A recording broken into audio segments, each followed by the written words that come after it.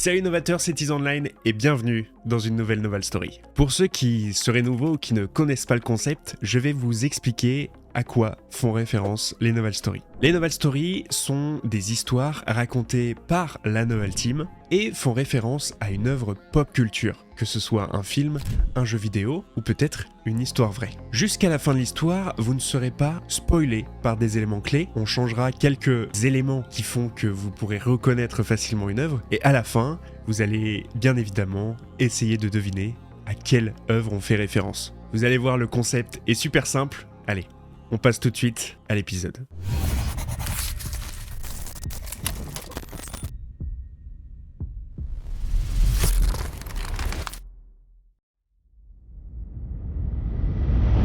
Nous sommes le 24 septembre 2018. Nous suivons Benoît, un jeune lycéen âgé de 18 ans. Benoît, il est originaire du nord-ouest des États-Unis et c'est un gars comme vous et moi qui mène une vie plutôt normale. Benoît vit avec son papa, John, un homme alors âgé de la quarantaine. Il est souvent absent de la maison parce qu'il travaille beaucoup. Il faut savoir que le père de Benoît est un agent immobilier très connu dans la ville et il est très aimé par ses clients. À tel point qu'il sort même dîner avec certains de ses clients avec lesquels il s'entend particulièrement bien. Ce qui parfois lui amène de bonnes relations ou de bons contacts. Un jour, John rentre du boulot et retrouve Benoît, son fils. Alors qu'ils sont en train de manger, John raconte la journée à son fils et lui dit qu'il a eu une discussion avec l'un de ses clients. Son client lui aurait dit comme quoi il allait bientôt partir en vacances et qu'il aurait besoin de quelqu'un de confiance pour surveiller sa maison. Donc John s'est dit que ce serait l'occasion idéale pour son fils de trouver un petit boulot et de se faire un peu d'argent. Benoît d'abord réfléchit, et ensuite il pense tout de suite à quelque chose, l'argent. Alors il répond à son père, putain mais en fait oui c'est trop cool, faut faire quoi, combien ça paye quoi. Son père lui dit que son client en question travaille en tant que chef des opérations dans une agence de presse locale, qu'il avait pas mal d'argent, et qui serait prêt à payer 100$ juste pour surveiller la maison le week-end, et faire quelques tâches basiques. Bon, là Benoît il se dit, ok, bon c'est tout beneuf, 100$ pour un week-end, ok, au calme. En plus, moi j'ai rien à faire ce week-end, du coup, j'en profiterai pour faire mes devoirs. Donc Benoît accepte et dit ok à son père, et le lendemain, John valide la demande auprès de son client. Une semaine plus tard, nous sommes le week-end. La nuit tombe et John emmène Benoît chez Ray, le fameux client qui avait besoin d'aide. Sur la route, le père de Benoît lui dit que Ray a laissé les clés dans le jardin. Elle est cachée sous une fausse pierre qui n'est pas très loin de la porte d'entrée. Il lui dit aussi que les seules instructions que Ray a laissées étaient de bien fermer les portes à clé et de n'ouvrir à personne. Bon, ok, à présent, règle plutôt basique, donc pas de quoi s'inquiéter, a priori. Quelques minutes de route plus tard, ils arrivent dans un petit quartier. Évidemment, à l'américaine, toutes les maisons sont alignées et se ressemblent, mais sont plutôt coquettes. On arrive dans un quartier plutôt chic. Une grande route sépare les deux allées de maisons, avec des fleurs, des arbres fleuris qui embellissent le trottoir et les jardins. Dans la voiture, John rappelle les règles une dernière fois et dépose son fils devant la maison. Benoît descend et s'avance vers l'entrée de ce qui semble être la maison de Ray. Là, la maison, elle est plutôt grande, sur 2 étages, avec un garage, possède une belle allée avec un jardin qui entoure la maison, et devant la porte d'entrée se trouve un grand porche surélevé, avec une table, des chaises et quelques plantes. L'endroit a l'air plutôt dingue, a l'air plutôt coquet, on sent que Ray a de l'argent. Bon, le problème maintenant c'est que le jardin est grand et qu'il va falloir trouver une fausse pierre. Benoît commence à faire le tour. Il regarde proche des portes, sur la terrasse, autour de la piscine, mais pas de pierre. Alors Benoît aperçoit une niche au loin. Il s'approche de la niche et se rend compte qu'un gros chien noir, qui ressemble à un Rottweiler, est couché sur le sol. Benoît, et il ose pas trop s'approcher. En plus, on lui avait pas prévenu du tout qu'il y avait un chien, mais il a l'air d'avoir l'habitude de dormir dehors, donc voilà, on n'y touche pas, c'est sûrement pour protéger la maison. Bon là, ça fait quasiment un quart d'heure que Benoît tourne autour de la maison, il fait le tour de terrain et toujours aucune pierre. Alors il commence à se dire qu'elle a été bougée ou qu'il ne regarde tout simplement pas au bon endroit. Ça paraît logique. Juste une petite parenthèse, ce qu'il faut savoir c'est que Ray n'a toujours pas donné son numéro de téléphone à Benoît. Donc Benoît n'a aucun moyen de contacter Ray et son père ne lui a toujours pas envoyé le numéro. Avant de baisser les bras, Benoît aperçoit une deuxième niche au loin. Il s'avance, il s'enfonce un peu plus loin dans le jardin et bingo, la pierre est juste à côté. Bon, en vrai Ray, t'es pas gentil, t'abuses un peu. T'aurais pu lui dire où était la pierre, hein, mais bon, t'abuses. Benoît retourne la pierre, prend les clés et se dirige vers la porte d'entrée. Une fois à l'intérieur, la maison semble encore plus grande. En passant par la porte, Benoît arrive directement dans la cuisine. À première vue, une belle cuisine aménagée, un four, un lave-vaisselle, de grands rangements un peu partout. Il y a aussi un îlot central avec table, chaise, planche à découper, couteau, la panoplie de la cuisine, tout équipé. Benoît se dit là, en fait je vais passer un bon week-end parce que je suis dans une punaise de baraque. Par curiosité, il décide du coup d'aller voir un peu les autres pièces. Bon, évidemment, je pense que tout le monde ferait ça pour savoir peut-être qu'il y a des pièces cachées, des trucs un peu stylés quoi. Il avance dans un grand couloir, celui du rez-de-chaussée. Il remarque que toutes les portes sont fermées. Alors pas à clé, mais sont fermées. Et donc aucune pièce n'est visible sans y entrer. Bon, on va dire que rien de bizarre pour le moment, on est là à faire un gars qui veut juste pas qu'il aille dans toutes les pièces et qu'il reste dans le salon, etc. Donc, rien d'alarmant. Jusqu'à ce que Benoît va passer devant une porte où il y est accroché une affiche « Ne pas déranger sous aucun prétexte ». Bizarre cette affiche. Bon, on peut comprendre qu'il rentre dans certaines pièces, mais pourquoi celle-là en particulier? Et surtout, ne pas déranger qui? Enfin, ne pas déranger quoi? Bon, vous allez me dire qu'on psychote, et vous avez sûrement raison. Ne prêtons pas plus d'attention, et d'ailleurs, Benoît en fait de même. Bon, après avoir fait un peu le tour des environs, la première chose que Benoît a envie de faire, c'est de trouver les WC, ce qui semble plutôt important. Donc il check d'abord tout l'étage du bas, essaye d'ouvrir certaines portes, remarque qu'il y a une cave au sous-sol, non c'est mort, il descend pas, puis il réalise vite que dans cette maison, il n'y a pas de WC. Enfin, pas en bas. Bon, là Benoît il se dit bon bah je vais monter à l'étage, et bingo, il a trouvé la salle de bain, avec les WC. Bon, là vous êtes en train de vous dire mais pourquoi on raconte tout ça? Parce que c'est là que tout commence en fait. En faisant pipi, enfin en faisant ce qu'il a à faire, Benoît reçoit un message, et ce SMS provient... Oui, bonne réponse, de Ray, qui lui remercie d'être venu et qu'il s'excuse de ne pas l'avoir accueilli car il devait partir un peu plus tôt. Bon, Benoît lui répond que pas de souci et que c'est vraiment un plaisir d'être là, surtout pour la thune. Ray lui envoie un autre message dans lequel il dit que si ça n'avait pas été pour Zach, qui est malade, il aurait pu se débrouiller tout seul. Là, Benoît il se dit « Ah, Zach, j'étais pas au courant ». Donc il lui demande et Ray rétorque que d'ailleurs, ça va être l'heure de son dîner et que ce serait bien qu'il lui donne à manger. Benoît, il se dit, bon, je sais toujours pas qui c'est, quand soudain, un dernier message apparaît en lui disant « Tu pourrais aller chercher la nourriture pour chien au sous-sol ?» Ah, Benoît est rassuré, pas de gosse, pas de vieux grand-père malade, il lui dit qu'il y va de ce pas et qu'il faut pas qu'il s'inquiète. Quelques minutes plus tard, après avoir fait son affaire, retourné en bas, Benoît se dirige vers la porte du sous-sol, qu'il avait précédemment fui pour ne pas y aller. C'est compréhensible, j'aurais fait la même chose. Il ouvre la porte et il voit un grand escalier en bois, en vieux bois, descendre vers une pièce mal éclairée et froide. Ça ne m'étonne pas du tout. Ah, on est vraiment dans les films d'horreur là. D'ailleurs, petite parenthèse, pour moi c'est le skin de base de la cave du sous-sol. Hein. Pour moi ça ressemble exactement à ça. Un escalier en vieux bois avec lumière mal éclairée, pièce totalement froide. On est d'accord. Bon, Benoît, il est un peu du même avis, il a pas le choix, il faut qu'il y aille, il faut qu'il donne à manger à Zach.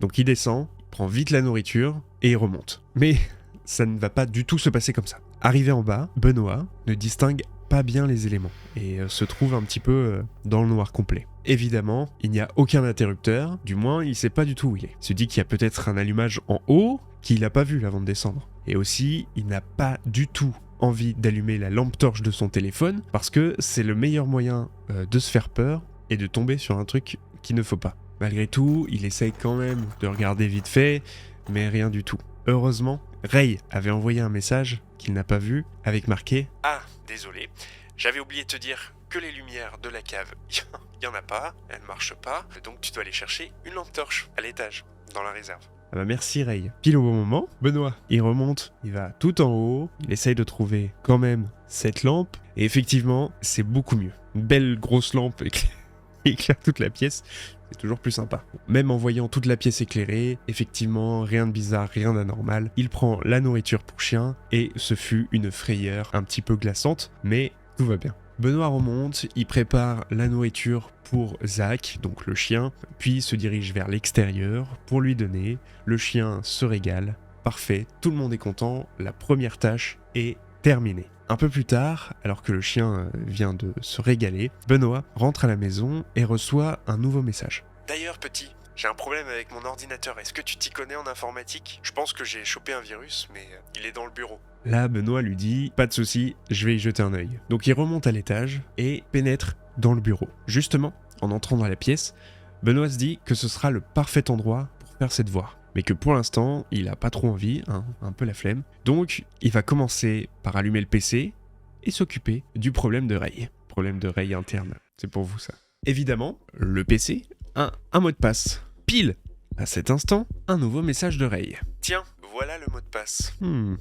C'est bizarre Ray, ça fait quand même 2 fois que t'envoies un message au bon moment. Tu serais peut-être pas en train de nous observer là, c'est bizarre. Bon, voilà, ne nous faisons pas peur. Benoît rentre alors le mot de passe, se connecte. Là, sur l'ordinateur, effectivement, on peut y voir le problème. Il y a quelques applications sur le bureau, notamment un système de caméra de surveillance.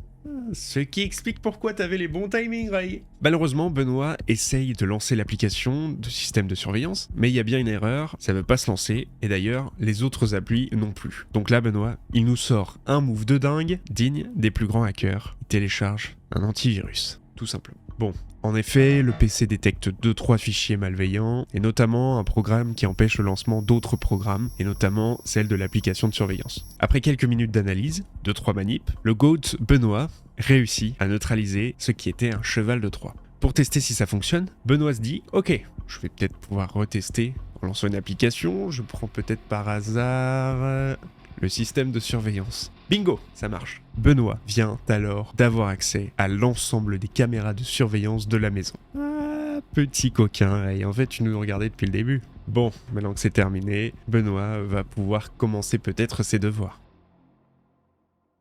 Le temps passe. Benoît fait ses devoirs tout en scrollant sur TikTok et en répondant à quelques amis. Il raconte qu'il est actuellement donc chez un client, son père, pour surveiller sa maison, mais au calme, il est riche et il va récupérer un bon petit billet. Une de ses amies va lui demander chez qui il est. Est-ce que le gars est connu pour avoir autant d'argent ou est-ce qu'il a un super métier ? Elle va essayer de se renseigner. Benoît, il va répondre que le client s'appelle Ray Buzzphaser et que son père lui en a pas trop parlé, mais voilà, c'est tout. Quelques minutes plus tard, son ami va lui envoyer un message qui va peut-être tout changer. Mec, tape Ray Buzzphaser divorce sur internet. Oula. Benoît il se dit ok, qu'est-ce qu'il vient de trouver ? Ça se trouve, il y a un truc de ouf.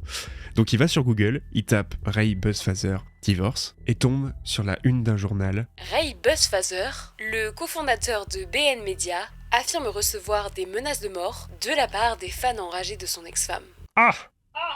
Pas mal. Benoît clique dessus. Il lit l'article. Dans ce journal, on y parle de célébrités et de harcèlement que peuvent provoquer le public à l'égard d'affaires de vie privée rendues publiques. Il nous parle aussi que certaines personnes qui tiennent à leur star puissent devenir méprisants, voire violents. Et plus loin, l'article nous cite une affaire, la plus récente, celle de l'ancienne actrice Sally Black et de son ex-mari Ray Buzzphaser. On nous parle de menaces de mort, de harcèlement sur le lieu de domicile qu'aurait reçu Monsieur Buzzphaser. Et tout ça pour avoir, soi-disant, été infidèle avec son ex-femme. Bon, là c'est chaud. Ça rassure pas du tout notre Benoît qui se dit qu'à tout moment, dans cette grande maison, quelqu'un pourrait le harceler, voire essayer de rentrer. Ce qui change totalement l'état d'esprit dans lequel maintenant se trouve Benoît. Là, tout de suite, il répond à son ami que effectivement c'est chaud et qu'il n'est plus du tout aussi serein qu'il l'a été en arrivant ici. Et soudain, Benoît, dans le stress, il repense à quelque chose que son père lui a dit, que une des règles de Ray, c'était surtout de n'ouvrir à personne. Une règle qui paraissait anodine au début, maintenant prend tout son sens avec cet article. Est-ce que le père savait ou est-ce que Ray a juste donné une instruction sans rien dire de plus ? Quelques minutes plus tard, Ray envoie un message à Benoît. Il lui dit « Des pizzas arrivent dans quelques minutes, profite bien !» Alors, est-ce que là, même Ray a tout vu, a tout entendu ? On ne sait pas, mais bref. Ray vient de commander des pizzas à Benoît. Je sais même moi, je ne sais pas où me placer pour l'instant. Benoît, lui, n'est pas du tout dans l'état d'esprit de se monter la tête. Il essaye au contraire de se rassurer, de se dire que c'est pas parce que je suis là que ça va se passer, tout va bien aller. Il se dit, je vais essayer de me détendre, je vais descendre dans le salon, je vais regarder la télé et je vais attendre les pizzas. Ouais, moi je pense que c'est surtout pour esquiver les devoirs. Benoît, il a à peine eu le temps d'éteindre le PC, de fermer ses devoirs et de descendre que quelqu'un frappe à la porte. Et là, je peux vous dire que Benoît, il a eu un sacré frisson. Qui vient de toquer à la porte ? Est-ce que c'est le livreur ? Déjà ? Pour être sûr, Benoît, il va regarder par les fenêtres. Et en effet, c'était le livreur. Enfin, ça y ressemblait. Qui est-ce ? Demanda Benoît à travers la porte. J'ai une commande au nom de Monsieur Buzzfather. Bizarre ce long moment de silence. Benoît il commence un peu à psychoter, mais après ce qu'il a lu sur l'article, c'est normal. Il va quand même remonter dans le bureau, checker vite fait quand même les caméras de surveillance. Il regarde celle qui fixe la porte d'entrée, un gars avec une casquette, une pizza dans les mains, un sac. Bon, ça a l'air d'être un livreur. Benoît il se dit, il a quand même été super rapide. À moins que Monsieur Buzzfather n'a commandé la pizza il y a déjà un moment. Donc Benoît descend, et pour la première fois, il va déroger à la règle. De toute façon, c'est Ray lui-même qui lui a commandé les pizzas, et va ouvrir la porte. Il ouvre la porte, répond au livreur, prend sa pizza et referme la porte. Les pizzas sont déjà payées. Benoît se dit, ok, comme ça, pas le temps de quoi que ce soit, paf, je referme ma clé, c'est terminé. Benoît se pose devant la télé, essaye de se calmer, prend une bonne part de pizza et essaye de se détendre. Après avoir fini sa pizza, Benoît remonte dans le bureau, parce qu'il y a quand même des devoirs à finir. Il est maintenant 1h36 du matin, et Benoît est réveillé par un bruit d'alarme. Il se réveille dans le bureau où il s'est endormi en faisant ses devoirs, et s'aperçoit que le courant a sauté, et que ce qui venait de le réveiller, c'était le système d'alarme qui était en train de biper. Là, Benoît se réveille et la tension commence à revenir. Avec tout ce qu'il venait d'apprendre, Benoît craignait le moindre bruit, et surtout comme par hasard, cette nuit-là, le courant coupe. Premier réflexe, c'est de prendre la lampe torche qu'il avait gardée pour la cave. Dans sa tête, Benoît espérait que c'était rien, ou alors une blague d'un de ses potes qui serait venu lui faire peur. Benoît descend, et quand il se retrouve en bas, il entend Zach aboyer en continu. Le chien se trouve alors juste devant la porte, en train d'aboyer, comme s'il avait vu quelque chose ou quelqu'un. À cette heure-là, c'était bizarre, et surtout pas très rassurant. Benoît commence par faire un check de toutes les fenêtres, mais rien aux alentours. Il a donc pas le choix, s'il voulait pas rester dans le noir, il fallait réactiver le courant. Et surtout, réactiver le système de sécurité qui était en train de biper, et il ne fallait surtout pas réveiller tout le voisinage. Alors avec un peu de courage, Benoît se dirige vers la porte extérieure. Alors, il faut savoir qu'en Amérique, sur certaines maisons, surtout celles construites en bois, le disjoncteur est situé dehors, à côté de la maison, pour qu'en cas d'incendie, les pompiers peuvent intervenir sans pénétrer dans le bâtiment. Là, Benoît, il prend son courage à deux mains, il ouvre la porte et se dit que peut-être Zach pourra l'aider en cas de danger. En sortant, Benoît retrouve Zach devant le panneau électrique. Benoît, il se dit, ok, c'est sûrement quelqu'un, mais c'est bizarre, c'est sûrement un coup de ses potes. Comme par hasard, il est là aujourd'hui et ça se passe aujourd'hui. Peut-être que c'est Andrew ou Brad qui essayent de lui faire peur. Benoît réactive le disjoncteur et court à l'intérieur de la maison. Malheureusement, Zach n'ose pas trop rentrer, donc il le laisse dehors et retourne en haut faire ses devoirs. Il essaye de se calmer, essaye de ne pas se faire trop de films, parce que c'est sûrement rien. Donc il reprend ses cours, même s'il est tard, parce qu'il garde quand même un mauvais pressentiment pour fermer l'œil. Quand soudain, Benoît entend un étrange bruit qui semble venir de la maison. Cela ressemblait à un craquement. Là, ni une ni deux, il retourne sur les caméras, et il va voir un truc terrifiant. Le four de la cuisine vient de s'allumer. Bon, là c'est trop. Benoît, il prend son téléphone et envoie un message à son ami Andrew pour lui dire d'arrêter tout de suite si c'est lui, parce que ces conneries, c'est pas drôle, mais du tout. Benoît, avec un peu de colère, va dans la cuisine, il éteint le four. Quand il remarque étrangement quelque chose auquel il n'avait pas du tout fait attention en arrivant, il manque un couteau dans l'étui de la table centrale. Là, Benoît n'est pas du tout, mais du tout rassuré. Il tremble limite quand soudain, il va recevoir une notification sur son téléphone qui va lui glacer le sang. Mec, c'est pas moi, je suis avec Mathieu car on est allé au cinéma hier soir. Là, on se chie dessus. C'est pas Andrew, c'est pas son pote, mais c'est qui ? Alors peut-être qu'il peut lui mentir, ça on est d'accord, mais il avait pas l'air de rigoler. Là, le cerveau de Benoît va faire une chose complètement absurde et va rentrer dans un déni absolu. Benoît va se dire, putain en fait c'est sûrement moi qui l'ai laissé allumer avant d'aller dormir. T'es sûr, Benoît ? Parce que la pizza, je pense qu'elle était déjà chaude. Il décide une nouvelle fois de retourner en haut, devant les caméras, pour être sûr qu'il n'y a vraiment pas quelqu'un qui s'était introduit dans la maison. Et au bout de quelques minutes, Benoît va voir le pire. Pour des raisons budgétaires, la séquence qui suit a été entièrement réalisée dans des appartements en France. Merci de votre compréhension.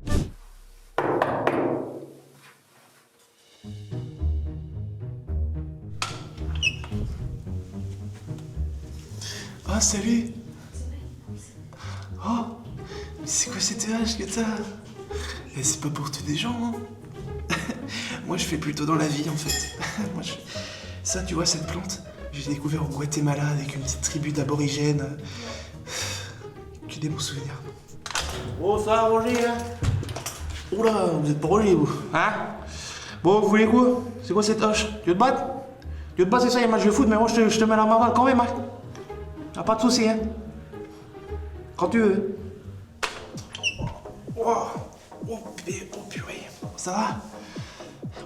Oh, l'âge de fou que t'as! La dinguerie que t'as! Regarde, moi aussi, j'ai une arme.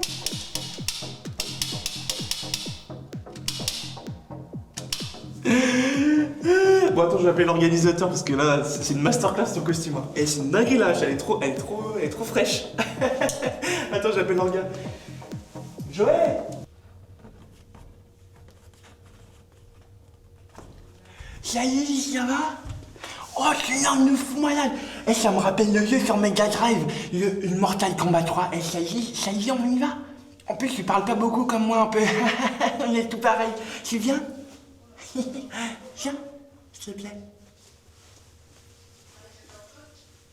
Tu viens?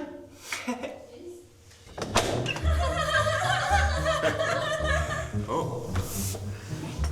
Belle bête. Salut poupée. T'es nouvelle par ici? Tu vas rentrer voir un verre. Ouais, elles sont que deux. J'arrive. Non, c'est bon. Ok. À bientôt. Non, je peux pas t'aider, je prends plus les haches. Sinon, il y a cette plante qui vient du Nouveau-Mexique. Putain, c'est vraiment, ça m'a relaxé en fait. Tu vois, avant j'étais hyper énergique, hyper, tu vois, speed. Et là maintenant, enfin, chaque piqûre, en fait, ça relaxe. Regarde un peu. Bon, bah si tu veux pas de bottes, moi j'ai des pipas, hein, si tu veux, tu t'assois, il y a le match. Hein. Oh putain, j'ai loupé un but. Allez, viens maintenant, viens. Bon, tu viens là. C'est trop énorme, regarde, tout comme toi. On va pas s'amuser sur la Mega Drive. J'y vais, je vais là-bas. Oh, la dinguerie. Oh, c'est trop stylé. Putain, on dirait du vrai. Tu veux rentrer? Attends.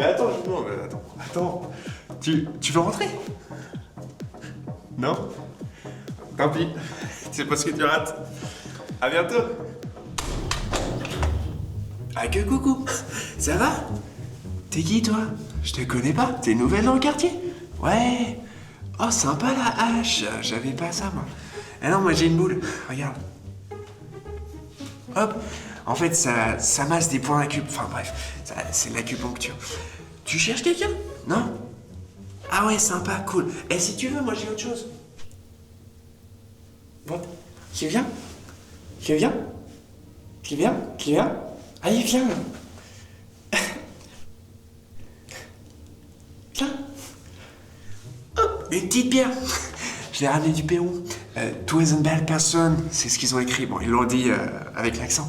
Mais voilà, super sympa. Et ça, faut jamais que tu l'oublies, ma puce. Voilà. Pour toi.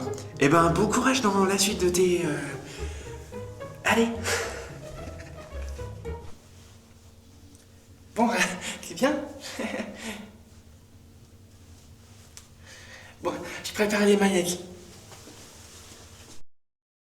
Bon, vous êtes arrivés jusqu'au bout, merci infiniment. Vous allez donc découvrir de quelle œuvre il s'agissait. J'espère que vous avez eu quelques indices. Alors, c'était plutôt complexe cette œuvre-là, puisque ça faisait partie d'une histoire dans une histoire. Enfin, c'était un peu romancé, donc des éléments clés ont été changés évidemment. J'espère que vous l'avez eu si vous connaissiez l'œuvre. Si vous ne la connaissiez pas, il s'agissait de Fears to Fathom. Pour ceux qui ne connaissent pas Fears to Fathom, c'est une série de jeux d'horreur psychologique basés sur des témoignages réels envoyés par des internautes. Fears to Fathom contient plusieurs épisodes qui font référence à une histoire. Et cette histoire, c'était Carson House. Dans cet opus, on incarne Noah qui doit garder la maison du riche client de son père. Le génie du jeu, c'est sa narration. C'est pas juste un jeu, c'est un témoignage interactif. On sait que Noah a survécu puisqu'il raconte l'histoire, mais la tension vient surtout du fait qu'on peut rejouer minute par minute l'instant où tout a basculé pour lui. Pourquoi j'ai choisi cette œuvre? Pourquoi je veux vous la faire découvrir? En fait, ce qui saute aux yeux immédiatement, c'est cette esthétique un peu lo-fi VHS, parce que en ce moment, on est surtout en plein dans la tendance de l'horreur analogique. Vous l'avez vu avec les backrooms, avec Poppy Playtime, les jeux found footage, et tout ça, c'est une pépite visuelle qui vous plonge un petit peu dans l'étrange, un petit peu dans le paranormal visuel. C'est surtout ce grain d'image un peu sale qui donne un peu l'impression de visionner une cassette qu'on a retrouvée dans un vieux grenier. En termes de gameplay, c'est pas juste un jeu d'action, on fait des choses banales, c'est qu'en fait le jeu utilise le quotidien, le vécu pour nous rendre vulnérables. Dans cet épisode, le thème central c'était plutôt le stalking. L'ennemi ici c'est pas un monstre, c'est pas un zombie, c'est pas c'est la peur de l'humain. Et aussi ce jeu soulève un gros sujet, c'est notamment le harcèlement que peut subir les stars, mais pas que, aussi d'autres personnes, notamment avec cette relation unilatérale, fans qui adorent leurs stars et qui parfois vont un peu trop loin. Et donc là, on vit vraiment le harcèlement, on vit ce qu'une star, une célébrité peut sentir quand